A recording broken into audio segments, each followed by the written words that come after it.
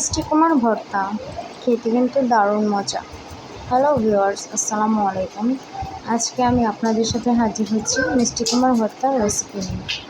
একবার যদি বাসায় আমার রেসিপি ফলো করে মিষ্টি কুমড়ার ভর্তা বানান, তাহলে দেখবেন প্রায় দিনই মিষ্টি কুমড়ার ভর্তা বানানোর জন্য সবাই রিকোয়েস্ট করা শুরু করবে। মিষ্টি কুমড়ার ভর্তার জন্য আমি এখানে একটু মিষ্টি কুমড়া নিয়ে নিয়েছি।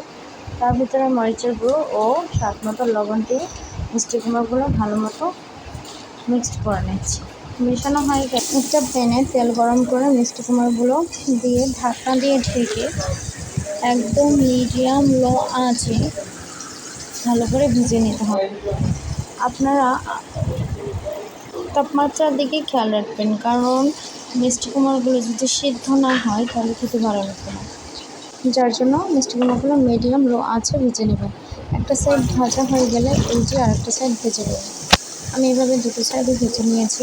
এবার মিষ্টি কুমড়োগুলো একটা সাইড করে নিয়ে 3টা শুকনো মরিচ দিয়ে একটু তেলে নিয়ে তারপর এটাকে সাইড করে রাখলাম। এবার এখানে কিছু পেঁয়াজ কুচি ও রসুন কুচি দিয়ে দিচ্ছি। হালকা বাদামি কালার করে এই পেঁয়াজ কুচি আর রসুন কুচিগুলো ভেজে নেব। ভাজা হয়ে গেলে আমি একটা প্লেটে এগুলো তুলে নিচ্ছি।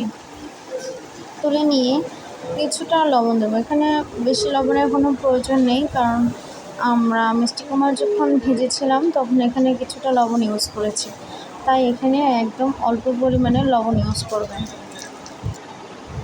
লবণ নিয়ে এই শুকনো মরিচটা গুঁড়ো করে নিচ্ছি, তারপরে পেঁয়াজটাও মাখিয়ে নিচ্ছি, সাথে মিষ্টি কুমড়াটাও মাখিয়ে নিচ্ছি। বাস রেডি হয়ে গেল আমাদের মিষ্টি কুমড়ার ভর্তা।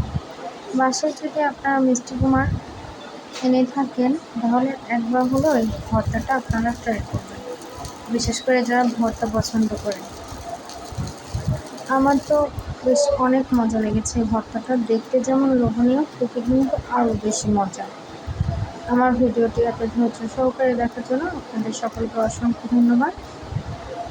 আর আমার ভিডিওটি যদি আপনাদের ভালো লেগে থাকে তাহলে লাইক, কমেন্ট এবং শেয়ার করতে ভুলবেন না। ইউটিউব থেকে ভিডিওটি দেখলে অবশ্যই সাবস্ক্রাইব করবেন।